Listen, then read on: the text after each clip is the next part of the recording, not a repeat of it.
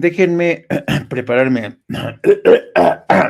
Déjenme para presentarles con tono solemne y respetuoso al maestro, al inigualable, a nuestro querido don Francisco Cruz, alias el maestro Paco Cruz. Don maestro querido Paco Cruz, ¿cómo estás? Eh, Jaime, buenas noches, ¿cómo te va? Pues mira, son engreídos y patanes. ¿Y sabes por qué? Porque no les importa, Jaime. Nunca les hemos importado.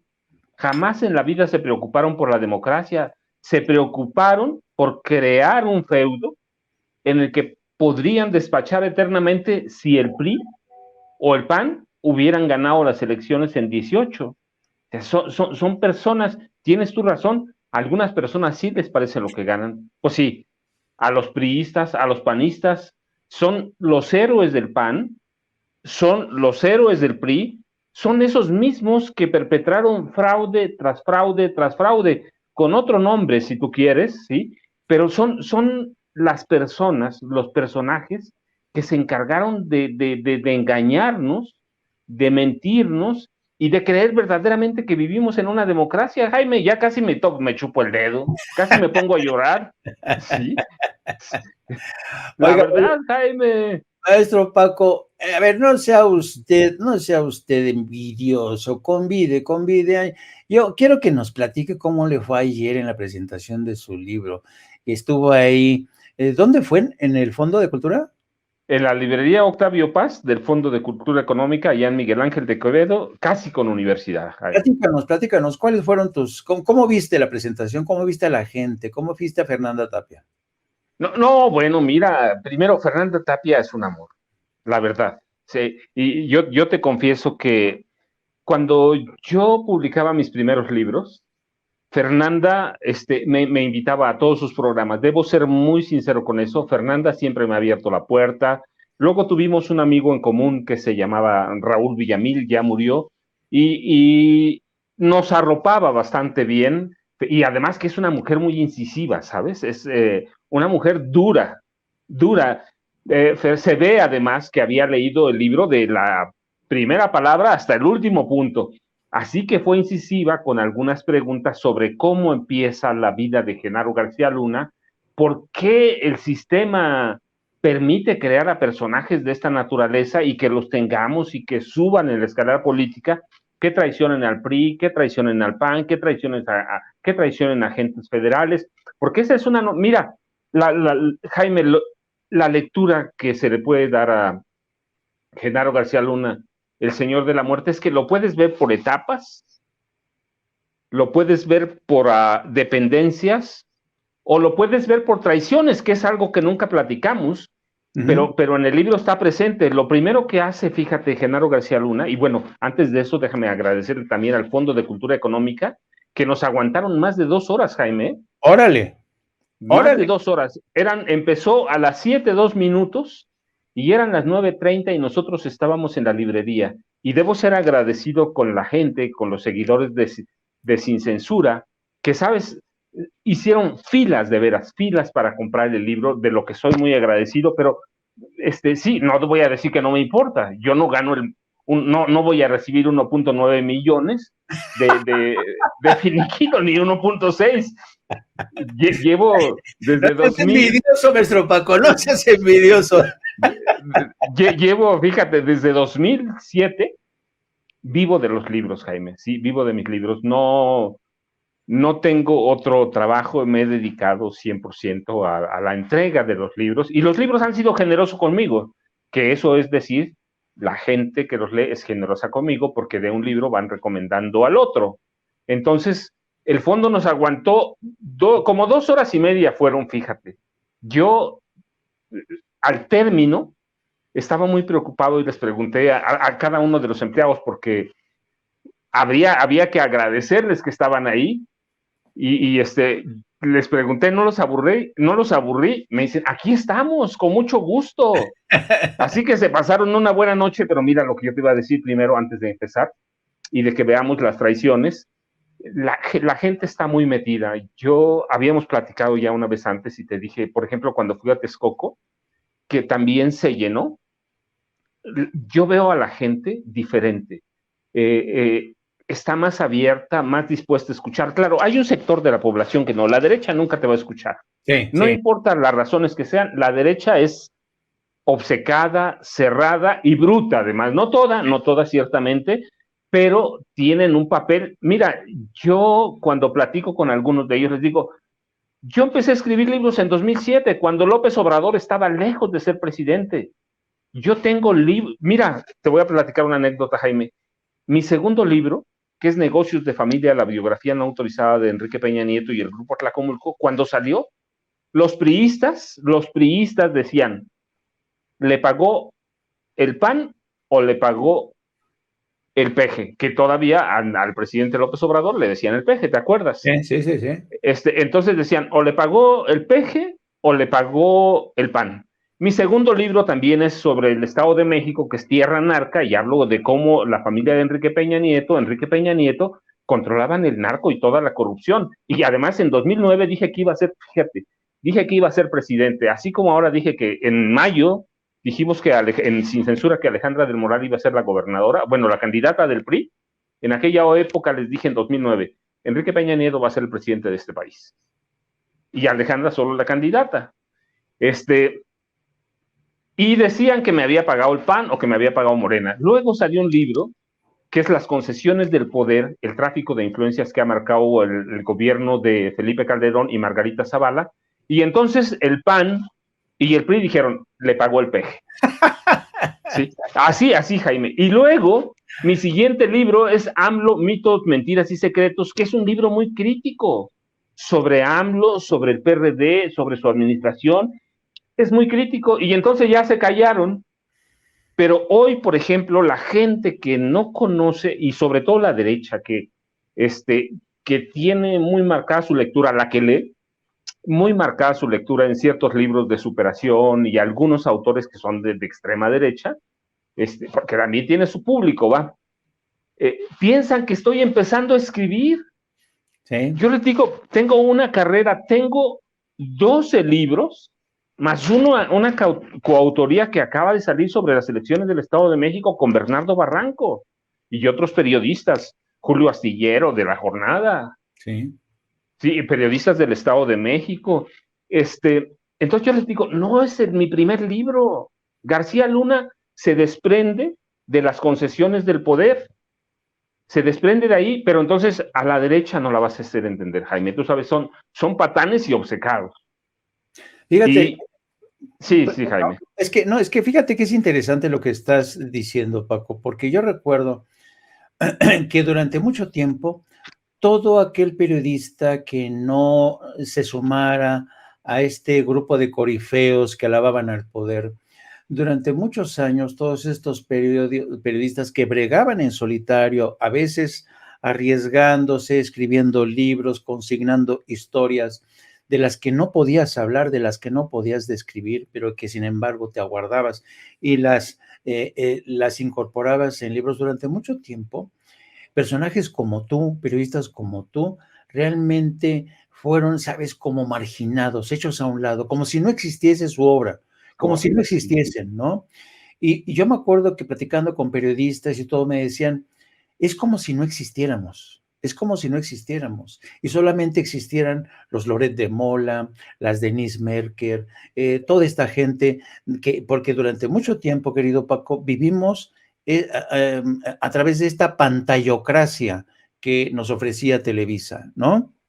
Y entonces todos los periodistas que a duras penas sobrevivían con la venta de sus libros y que a veces se las veían canijas para llegar a ajustar al mes y todo eso, por eso a mí no sabes el tremendo gusto, no sé si me lo creas de verdad, querido No, Paco, sí, claro que créeme que de corazón, a mí me da un tremendo orgullo y un tremendo gusto que personas como tú, que han trabajado tanto, que han escrito, que han prácticamente mandado a la imprenta la historia reciente de México, sean reconocidos y se merecen ese reconocimiento. Así es que yo me siento muy, muy, muy feliz por ti, de verdad, porque yo sé que eres un periodista como dicen en España, como la copa de un pino, querido Paco. Así es que me da un tremendo, qué bueno que la gente valoró tu trabajo, pero sí es importante que sepan que Paco Cruz no se inventó ayer, no es como el café instantáneo, no, es un escritor de largo aliento, ha llevado ya obra, y no es fácil, no es fácil decirlo, pero escribir un libro cuesta su trabajillo. Así es que de nuevo te felicito, te abrazo, querido Paco, y que vengan más libros, ¿no? Pues mira, este próximo ya está casi listo, Jaime. No, no está listo todavía. Ese casi siempre es un poco complicado, pero no, ya está listo. Por lo menos el 70% del libro ya debe estar editado. Fui trabajando con la editorial. Yo trabajo muy de cerca con la editorial, ¿sabes? Soy un tipo muy cumplido en mis cierres, en el desarrollo de mi trabajo. Algunos libros son más difíciles, como este que voy a presentar, que es muy complicado por tanto material, por todo lo que implica políticamente hablando, y que hay que dar una visión, en parte, mucho de lo que no se sabe, y ciertamente tienes que publicar también lo que se sabe, ¿va? Pero darle forma a veces. Mira, mi familia dice que soy un inconsciente, Jaime. La primera vez que les dije, yo ya estoy harto de trabajar en los periódicos y que no me publiquen más nada, ¿no? Sí. Como tú, yo, ¿sabes? Me fui 15 años, me fui a trabajar fuera. Fui corresponsal en Colombia, en Perú, en Miami, en San Antonio, Texas, en todos lados. Pero un día le dije a mi familia, ya estoy harto, voy a escribir libros. Jaime, la verdad no supe lo que hacía. No sabía qué difícil es escribir un libro. Y después, mira, cuando me publicaron el primero, descubrí que lo difícil no es publicar el primero. Lo difícil viene con los demás para sostenerte. Exacto. Y que mantengas la calidad de los libros para que puedas vivir de lo que escribes. Claro. Entonces, fíjate, bueno, yo te platicaba la recepción que tuvimos, por ejemplo, en Texcoco, pero muchas, yo no sé cuántas conferencias doy por año. Muchas, el año pasado no di tantas por problemas personales que tuve, ahora ya puedo hablar. Mira, se me murió mi hijo mayor y todo 2021 me encerré en mi pueblo, no salí para nada, y así con ayuda de médicos y todo fui saliendo poco a poco. No sé si uno sale un día del dolor que te causa la muerte de un hijo. Yo no creo, fíjate Jaime, pero al final, por ejemplo, este libro que viene, pues como un homenaje para mi hijo mayor, que yo digo que era la versión mejor acabada, y de veras no es porque haya sido y sea mi hijo, la versión mejor acabada de mi papá y de mí. Sí, yo digo que era el Cruz bueno. Entonces, este es un libro de homenaje para mi hijo, Jaime, y todo el año no hice nada, y estoy retomando, y eso me ha costado más trabajo, Jaime. Eso me ha costado más trabajo, pero bueno, finalmente te digo, me da mucho gusto que la gente tenga esa recepción, y que me inviten, y que yo empiece ahora a salir a decirles lo que hay, porque es el homenaje para mi hijo Omar Francisco Cruz Cuevas se llamaba, y que tienes que aprender a querer de otras formas a tus hijos. Pero bueno, es un homenaje, y así que no fui a muchos lados, me los perdí, pero no es tiempo perdido, porque fue tiempo dedicado para el amor a mi hijo, para aprender a quererlo de otras maneras, y con ayuda de un médico, amigo mío, una doctora, una psicóloga, un psiquiatra, pues tengo que ver la vida de otra forma, así que me da mucho gusto que la gente me invite y que tenga esa recepción para García Luna, porque quiere decir que la gente está metida en los problemas del país, Jaime. Sí. Quiere decir que a la gente le interesa, no solo por la posición de García Luna, sino porque la gente intenta entender el entramado de la política de este país, o cómo se tejen los grandes grupos de poder que lleva a crear monstruos como Genaro García Luna. Sí. Fíjate que escuchándote, Paco, ya se me pusieron los dientes largos, porque cuando hablas de este último libro que estás terminando y estás a punto de lanzar, estoy casi seguro que ese libro está hecho con la entraña de padre, y además con una sensibilidad todavía a flor de piel. Yo creo que, y muchas gentes que han perdido a sus hijos, es cierto, es como una maldición, es cuando te peleas con todo, con Dios, con todo el mundo te rebelas y tienes que pasar por un proceso de duelo tremendo, tremendo.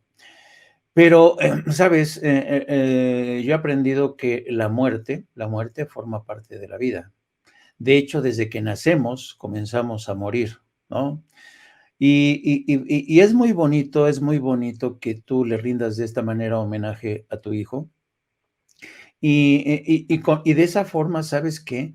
Lo rescatas un poco del olvido y también de alguna manera esta obra, estoy casi seguro, te va a servir como un bálsamo a ti para reconciliarte, porque cada vez que se va un hijo uno dice, ¿habré hecho bien como padre? ¿Lo habré tratado bien? ¿Habré hecho todo lo que pude por él? ¿Le habré demostrado todo el amor que yo sentía por él? Así es que, ya insisto, ya me pusiste los dientes largos, querido Paco. Y fíjate que cuando uno, porque ya nos desnudaste literalmente el alma, Paco, y quizá por eso yo creo que nos llevamos también tú y yo, porque a veces los periodistas viejos, cuando nos vemos que hemos peleado contra el sistema, nos hemos visto obligados a abandonar nuestro país y nos reencontramos en esta coyuntura histórica, Paco, de un México que está cambiando, de que por fin encontramos medios donde podemos decir las cosas de forma libre, independiente, como nos hubiera gustado que fuera al comienzo. Estamos en un nuevo país y por eso yo digo que en muchos sentidos te mereces tú todo este reconocimiento que te está lloviendo. Te felicito de corazón y no quiero ponerme en plan nenaza y a ponerme a llorar contigo, Paco, por favor, no lloremos, querido Paco. Mejor te invito a que empezamos a analizar. Fíjate, dame tu opinión, Paco. Hoy el presidente, por primera vez, dio a conocer, bueno, desde ayer se dio a conocer que el presidente vetaba la decisión tomada por la Cámara de Senadores de designar a los próximos comisionados del INAI y lo que fue visto por todo mundo, como un revés, como un guamazo del presidente Ricardo Monreal. La pregunta que yo me sigo haciendo, Paco, porque el presidente fue incluso todavía bastante indulgente con Ricardo Monreal. Dijo, hoy en la mañana dijo que Ricardo seguía siendo parte de Morena, todo este rollo, pero muchos saben que las cosas no andan bien entre ellos. Y el hecho de que haya vetado a dos personajes, uno de los íntimos colaboradores del señor Ricardo Monreal en la delegación Cuauhtémoc y a una panista, te habla de hasta qué punto las cosas están mal entre el presidente y Monreal. ¿Por qué el presidente ha sido tan cauto a la hora de mostrar, sabes, su desencuentro, su rechazo, su decepción con Monreal? ¿Tú qué opinas? Bueno, fíjate, Jaime, que el presidente es así, es muy cauto, es muy generoso en muchas cosas, pero la verdad es que en mi casa dirían que ese es un sopapo, pero entre ceja, oreja y lo que viene. Sí. Ese fue un golpe que Monreal no se esperaba, pero además le está diciendo el presidente, no te pases de listo. El presidente ya sabía que había un acuerdo bajo la mesa y que Monreal nos está mostrando a lo peor del priismo en ese momento. Está mostrando para qué se crearon en el PRI y en el PAN, en los gobiernos del PRI y el PAN, esos organismos que solo sirven para ingresar la nómina y el bolsillo de muchos funcionarios que están anclados en enriquecerse, están anclados en manipular, están anclados en el pasado. Es de ver así, el presidente es muy decente en eso porque guarda las formas políticas. Finalmente, Monreal es el coordinador de la fracción de Morena en el Senado y guarda las formas. Pero la verdad es que sí no fue una regañada. Eso fue un estate quieto, pero completo. Sí, sí. Y tiene razón, mira, este tipo al que veta el presidente era su director jurídico en la delegación en todo y alcaldía, en la delegación Cuauhtémoc, e hizo arreglos en lo oscurito con el PAN, se repartieron el pastel como si en 2018 hubiera ganado el PRI o hubiera ganado el PAN, así se repartían. Mira, así llegó Lorenzo Córdoba al INE y así llegó a la presidencia después de una negociación con Peña. Y así se repartía en el país, así se repartía en la Suprema Corte. ¿Cómo llega la ministra presidente Norma Peña, digo yo, Norma Piña le dice que se llama, pero así se lo repartían, Jaime, cada quien una cuota, hoy te toca a ti, hoy mañana, hoy me toca a mí, pero no solo es una cuota, Jaime, este tipo fue de los peores evaluados.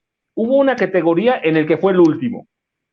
El presidente fue generoso, dijo el 45, 46. No, hubo una categoría que fue el último, Jaime, y así lo metió Ricardo Monreal Ávila. ¿Y qué está haciendo? Pues creando un feudo, preparando lo que él piensa que puede ser el impulso para su campaña. Mira, hay que recordar, Monreal es un político preparado al viejo estilo del viejo PRI, que todavía no entiende que verdaderamente habemos quienes estamos cansados de ese viejo PRI y de esa forma de hacer política tan cochina. No entienden que cuando fuimos a votar en el 18, dijimos, ya basta. Dicen ellos que es reconciliación, que es negociación, pero Jaime, justamente de ese México nos quisimos deshacer en 18. Me parece que te digo, sí, es muy cortés en las formas, pero cuando yo lo analizo, digo, no, eso es brutal, ¿eh? Eso es brutal, es un golpe para decirle, espérate. Y eso le mata, o se mata él solo, su carrera hacia la candidatura presidencial. Ya en Morena, el presidente dijo, pues es un militante Morena, distinguido, ahí va, es de los personajes que le dan forma, pero finalmente la gente los va a separar. Mira, fíjate, cuando yo propuse este libro hace 3 años, en 2020, mi hijo murió el día 9 de diciembre de 2020. Yo me reuní con la editorial en octubre, en septiembre había salido García Luna, El Señor de la Muerte, y les propuse el tema que vamos a publicar, y les propuse a Monreal, y yo recuerdo, voy a buscar el correo que les envié, les dije, mira, ya tiene 2.500 millones de pesos para su campaña y está negociando con Movimiento Ciudadano, que lo va a mandar a volar, pero va a negociar con el PRI y va a negociar con el PAN, y si alguno de ellos lo acoge, se va. Entonces, Monreal ha pavimentado desde 2019 más o menos su salida de Morena. ¿Por qué no suelta la coordinación en el Senado?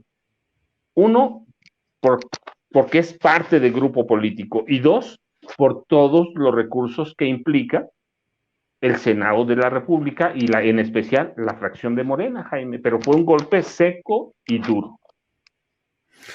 No, pero es que, no, pues tiene que ser así, porque yo creo que Ricardo Monreal, yo no sé cómo Ricardo Monreal realmente sigue formando parte de la 4T. Yo lo escuchaba el otro día en una entrevista que le hizo Roberto Samarripa para Reforma, y en el que Monreal le preguntaba a Samarripa con son de estas bolas curvas.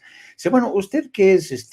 Parece como si usted no formara parte de Morena, porque pues usted no coincide básicamente con Morena. Y entonces Ricardo Monreal le responde algo así, dice, no, lo que pasa es que a mí no me gustan los extremismos a mí no me gustan, yo me identifico más con un socialismo nórdico. Yo me quedé pensando, ¿estará consciente Ricardo Monreal de lo que está diciendo? ¿Sabrá lo que es el socialismo, la socialdemocracia nórdica?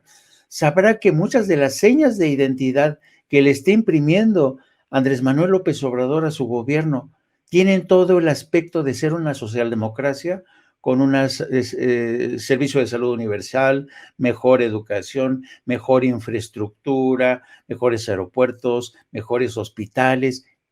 Son las señas de identidad de la socialdemocracia. Por tanto, ¿por qué no comulga con esas mismas, en la defensa de esas mismas señas de identidad, que el presidente no está diciendo que él es socialdemócrata de carácter nórdico? Él se pone, se aplica, todos los días se levanta de madrugada, recorre el país, desfaciendo entuertos que le dejaron el PRI y el PAN. Pero también encuentro que Ricardo Monreal es una suerte de tránsfuga, ¿no? A veces es de izquierda, a veces es de centro cuando le conviene, y este mensaje de centro lo que busca, querido maestro Paco Cruz, no sé si coincidas conmigo, lo que busca en el fondo Ricardo Monreal es presentarse a sí mismo como un gran conciliador, como el hombre que va a ser capaz de volver a unir el país. Pero yo me pregunto, la mayoría de los mexicanos querrán que nos reunifiquemos los mexicanos para estar como estábamos. ¿Tú qué opinas? No, mira, Jaime, sí, va a ser un conciliador del PRI y del PAN, y va a jalar a lo poquito que queda ahí del PRD, que está a la pepena, y si le dan algo lo va a pescar, y va a tratar de conciliar con Movimiento Ciudadano, pero no le interesamos nosotros, no le interesan aquellos 30 millones de votos, lo que le interesa es satisfacer sus ambiciones personales, que son muy largas en los políticos mexicanos de esa época. Están como, mira, yo digo que se están dando un festín, o son ellos un festín de impostores. Todos son impostores. Yo no veo mucha diferencia entre Monreal y Alejandro Moreno Cárdenas. No veo mucha diferencia entre Monreal y Marco Cortés Mendoza. Es un festín de impostores lo que tenemos en la mesa, Jaime. ¿Sí? Yo no lo puedo creer, pero eso estamos viviendo. Antes decíamos, este es impostor del PRI o impostor del PAN, pero ahora son impostores todos. Son narcos, pero no son narcos.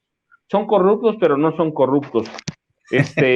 Y este es demócrata, sí, pero de allá de los países nórdicos. Pues sí, pero aquí vivimos como 120 millones de mexicanos que no tenemos nada que... Bueno, a lo mejor yo, mira, por mi estatura, 1,80, ojos azules, puedo pasar por nórdico, pero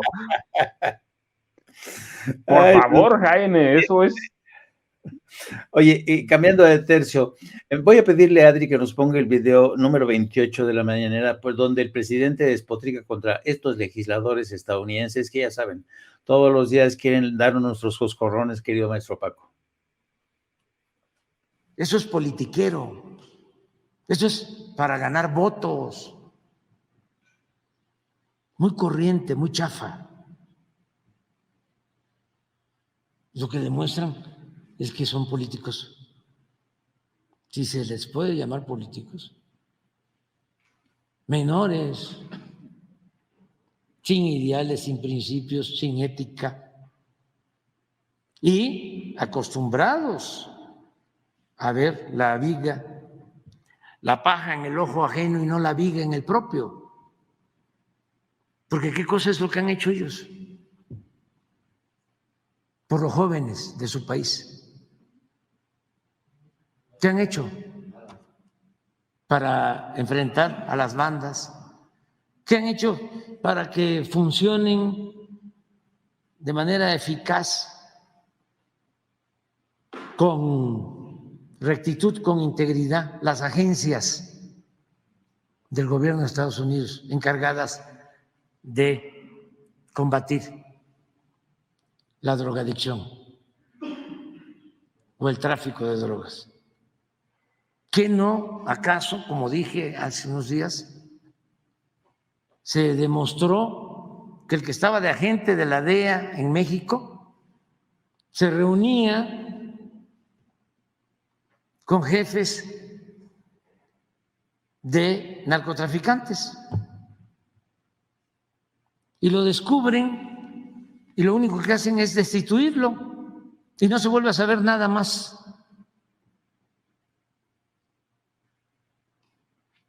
Esto no es de maniqueísmo, no es de buenos y malos. Ellos son los buenos y nosotros los mexicanos somos los malos. No, no es así. Entonces tenemos, ¿la qué? A ver, tenemos que seguir cooperando, pero con respeto a nuestra soberanía, porque México es un país libre e independiente. Además, no generalizo porque tenemos la fortuna de que el presidente Biden actúa con mucho respeto hacia México y siempre habla de que el trato entre nosotros tiene que darse en un pie de igualdad. Y ha cumplido con eso. Estos son algunos legisladores, pues como los hay en todas partes, pues, muy ramplones. Pues estas son las máquinas que procesan esa materia prima.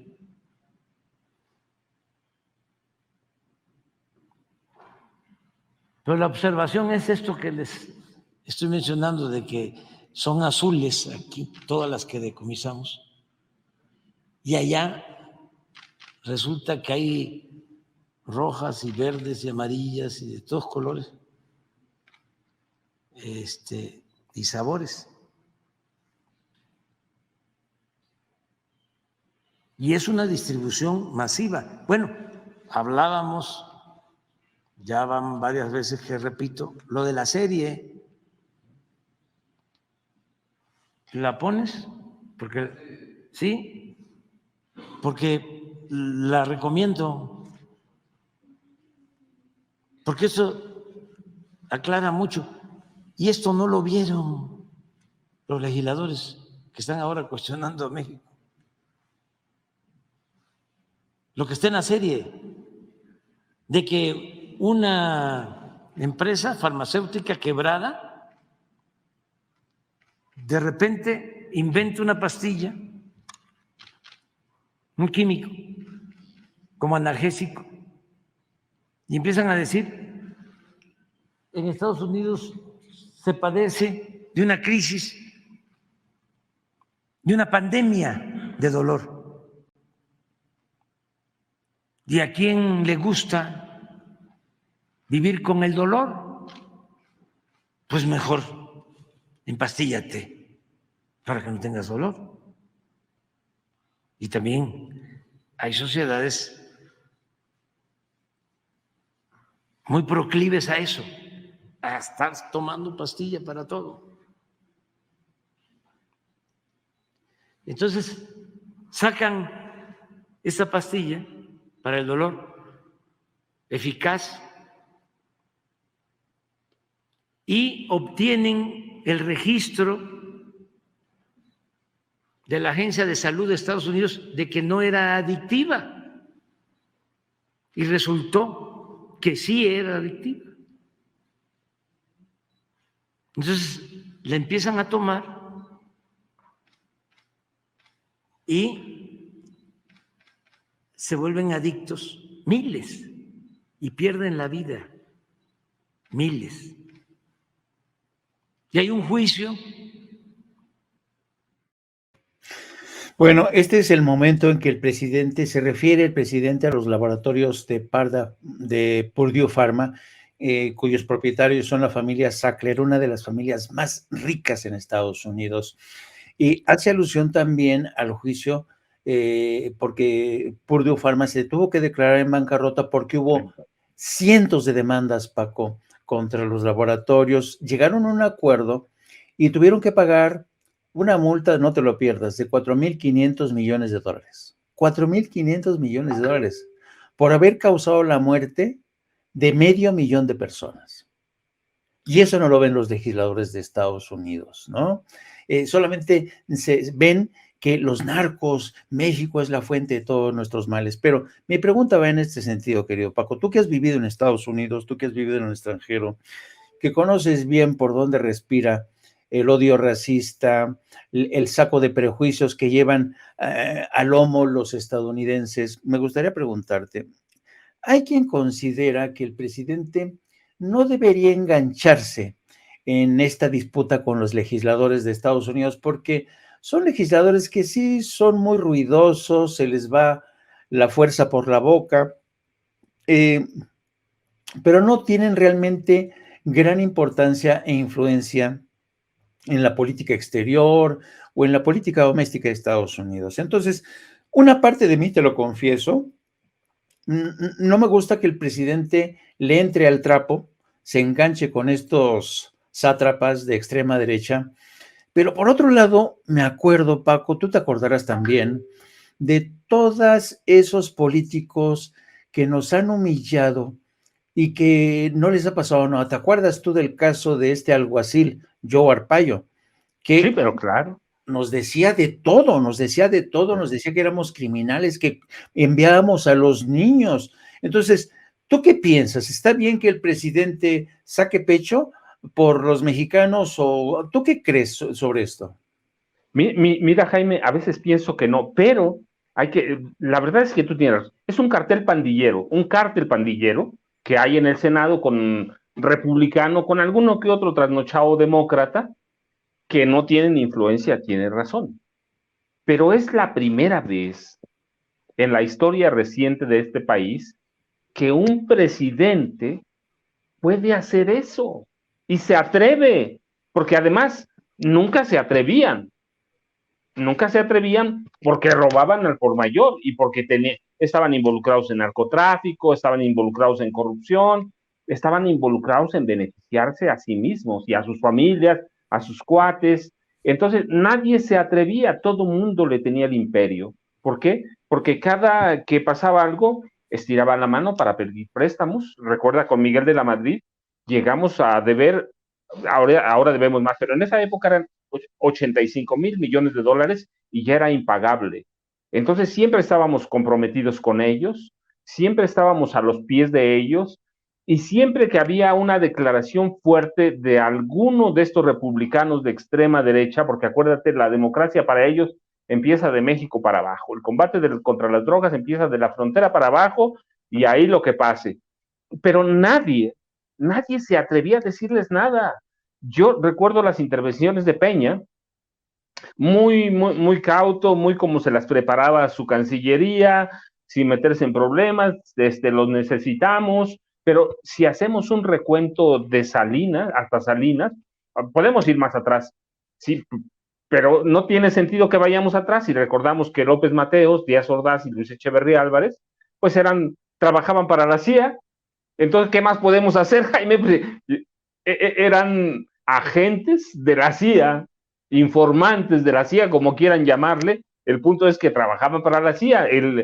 El jefe de la oficina de la CIA iba a bodas con López Mateos, con López Mateos, con Díaz Ordaz, con Luis Echeverría, fiestas, parrandas, y ellos le pasaban toda la información. Entonces, que se iban a poner al brinco. Miguel Alemán, pues estaba metido en el narcotráfico.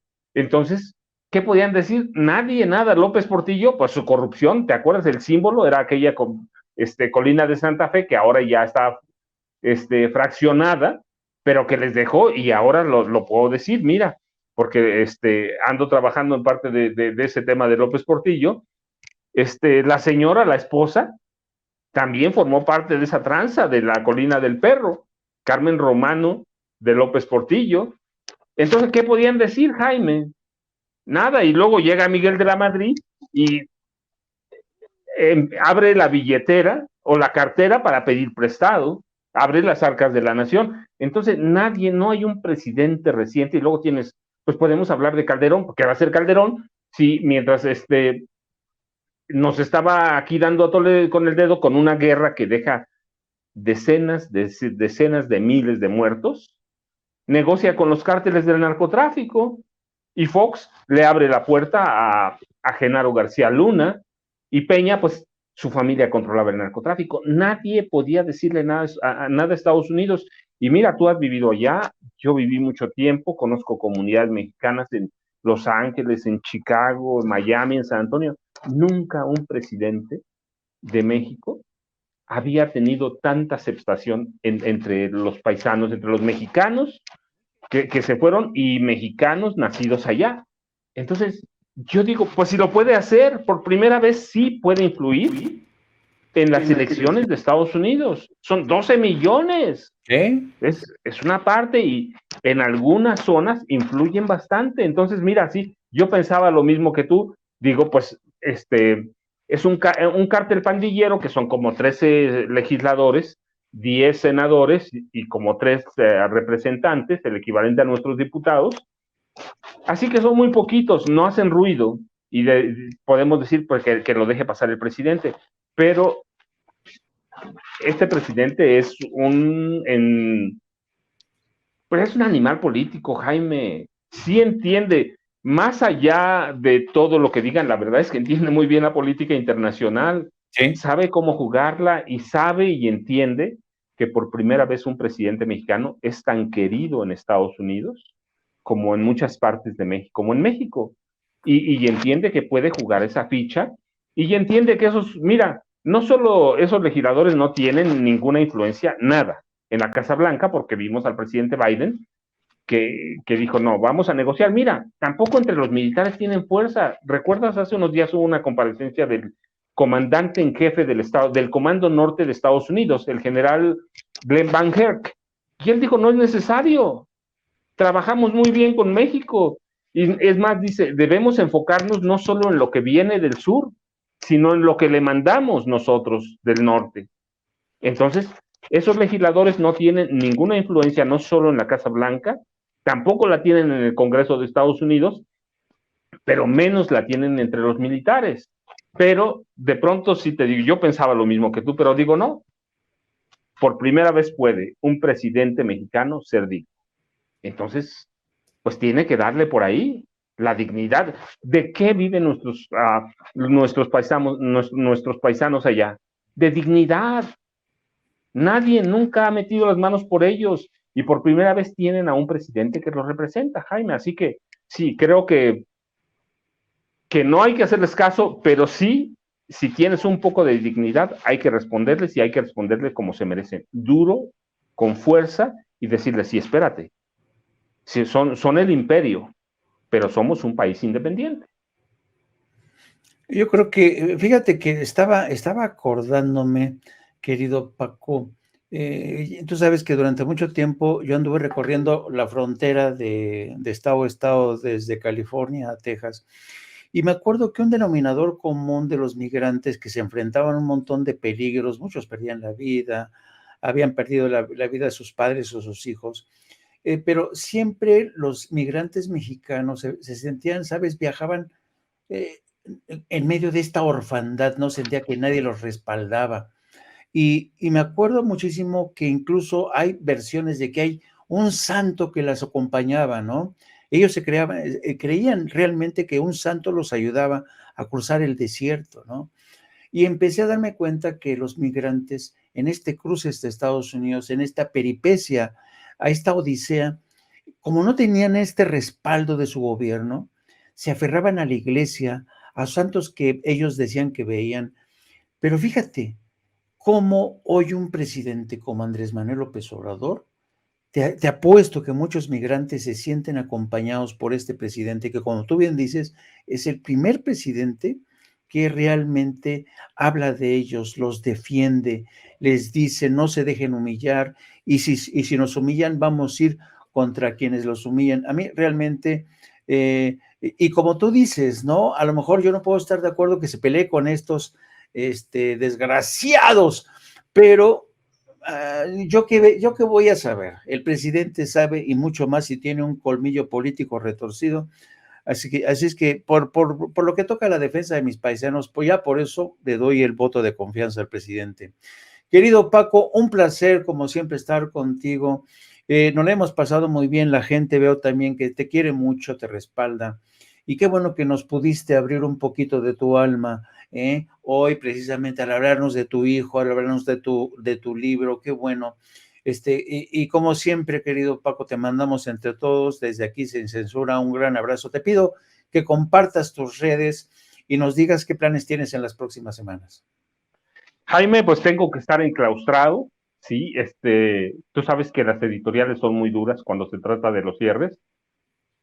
Su negocio es la venta de libros, así que tengo 4 semanas muy complicadas, pero nos vamos a estar viendo todos los días, en la mañana, cuando sea posible, en la tarde, nos vemos en la tarde, el sábado nos vemos un rato, pero voy a estar aquí en mi casa, enclaustrado, terminando el libro, afinando los últimos detalles.